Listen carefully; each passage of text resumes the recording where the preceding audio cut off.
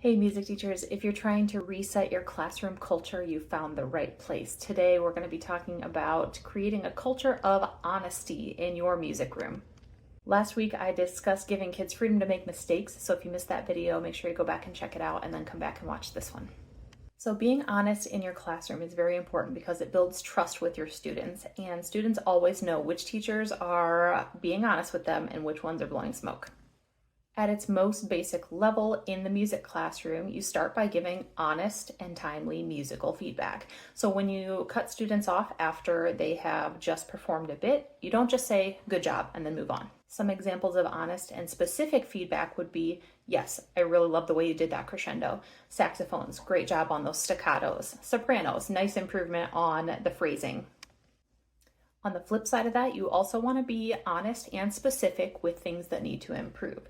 So saying things like, let's try that again, but with better diction than last time. Or cellos, let's check those Fs. They need to be sharp and not natural. Or even so far as to say, yikes, that sounded choppy. Let's try it again, but connect more. After a few weeks of this, students are going to become used to hearing kind and firm but honest feedback on their musical development. And that's when you can start to encourage students to give that feedback to each other. So the whole ensemble can listen to the trumpets perform this section and then give feedback. And remember, it's important to encourage students to be kind to each other, not attacking, just constructive feedback.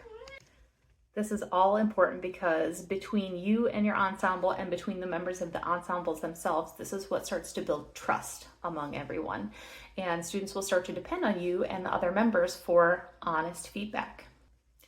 Then while you're building that musical trust, the magic happens. Just like when we talked about last week, where the accountability for mistakes starts to bleed into the personal relationships between you and your ensemble members, this will happen with trust as well. This is the important part. That's when students will start to really accept and internalize your feedback on non-musical things. Like when you say, "I'm really proud of you for handling XYZ," or "I was really impressed with how you handled this or that."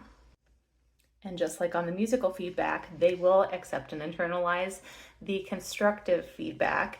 So when you say something like, "I was really disappointed when you ABC," or "when you did XYZ, here's how it affects the people around you negatively."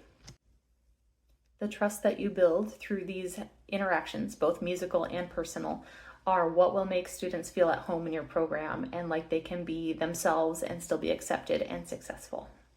That's it for this week, and make sure you give us a subscribe or a follow, because next week I'll continue this series on culture by talking about modeling healthy work relationships for your students. Catch you next time.